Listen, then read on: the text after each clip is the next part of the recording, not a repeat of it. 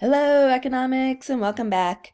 This is week 2 of online learning, and it's an important week. It's the week of Easter, so I'm wearing my bunny ears to celebrate.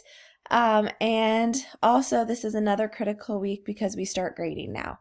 So all of the assignments that I post in weeks 2 and on will go into PowerSchool as part of your final grade for the semester. So exciting that the work that you do is meaningful and impacts your grade. So that hard work that you put in, you're going to get rewarded for it in that way.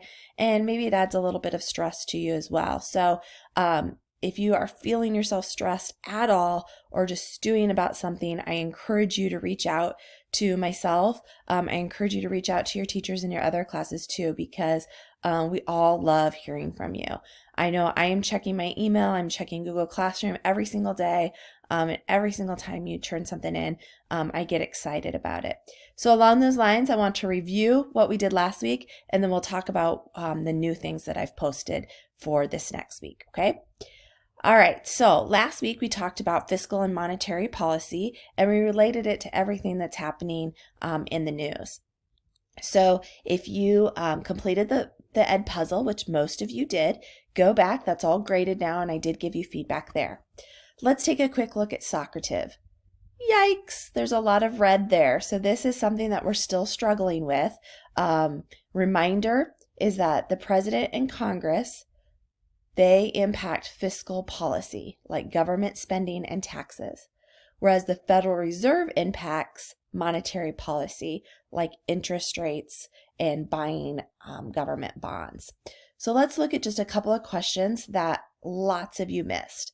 First one was this very last question. We had a lot of you miss it, question number 15. And that was, immediately adds to or subtracts from the national deficit. The answer to that is fiscal policy. That was new. We didn't talk about that when we were together in the classroom, but I did mention it at the very end of the Ed puzzle, where our stimulus package, so the $2 trillion that Congress and the president passed, that is fiscal policy, and that will add to our national deficit. So that's where that money comes from, is that they borrow it.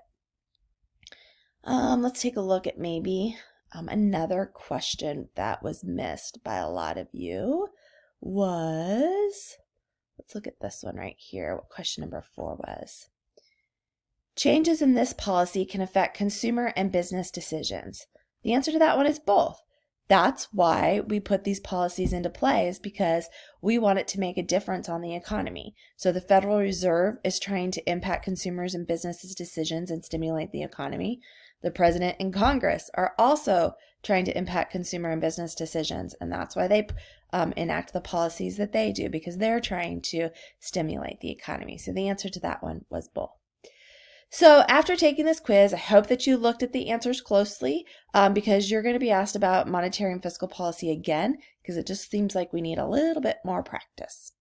So for this upcoming week, you have one assignment that is due this week, and then I've posted a project or presentation that I'm giving you 2 weeks to complete. So first, let's go over what's due this week, the free trade or protectionism argument. So when you click on that in Google Classroom, you'll be given the instructions to find 2 articles that talk about free trade and protectionism.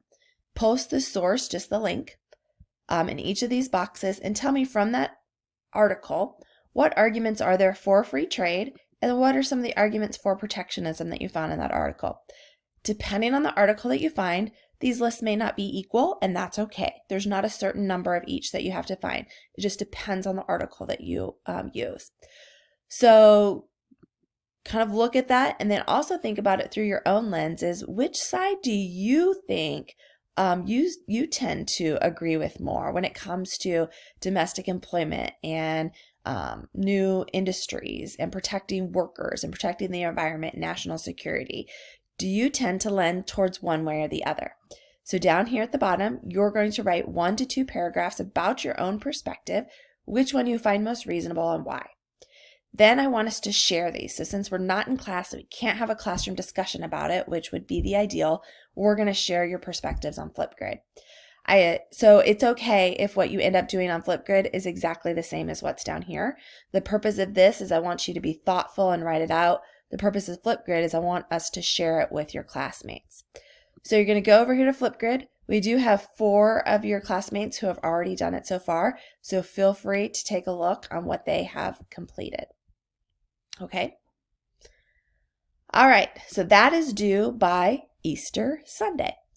The next assignment, this international trade presentation, I highly encourage you to get started on this week, but you do have 2 weeks to complete that assignment. So let's take a look at it. What you're going to do is you are going to pick a country, any country except for the United States, and you're going to tell me about their current economic situation. So we are kind of combining last unit's information and this unit's information into one.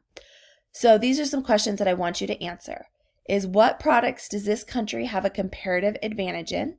So I want to know the major exports and imports of this country. So remember, whatever that country is exporting, that's where they have the comparative advantage. Number 2, I want you to find at least one trade agreement that that country is involved in. And then tell me just a little bit about that agreement, maybe 2 or 3 bullet points if you were doing a Google slide. So maybe what are some of the other countries involved? What is the goal of the trade agreement? How do they benefit? Like that kind of thing. Number 3 is optional. And the reason I've made it optional is because next week we're just going to briefly touch on exchange rates and weak and strong dollar. So if you are going to include number 3 in your presentation, you're definitely going to want to wait till next week, or you can research it on your own. But I'm wondering, does this country have a strong or weak currency when you compare it to the dollar? Question number 4 connects the current events, and what we've been talking about is how has this country been impacted by COVID-19? And I really want you to think about the economic impact. Number 5, what phase of the business cycle is this country in before COVID-19 and then now? So remember, the phases are recovery, prosperity, recession, or depression. The number 6, has their government enacted any type of fiscal policy? So if they put into play any type of stimulus package like we did here in the United States. Does that country have a central bank like the Federal Reserve that enacts monetary policy? And if so, what has been done in that area? Okay, so hopefully this is putting together a little bit of where we ended in the classroom, our previous unit, as well as what we've been talking about with current events these last week and a half online. You can choose how you present this information. You can write a paper. You can do a Google slideshow, which is what I bet a lot of you do. You can create a video. You can use Flipgrid and present, or anything else that you can think of. So I'm going to leave that totally up to you. Again, remember that you have 2 weeks to complete this. It will be due on April 19th.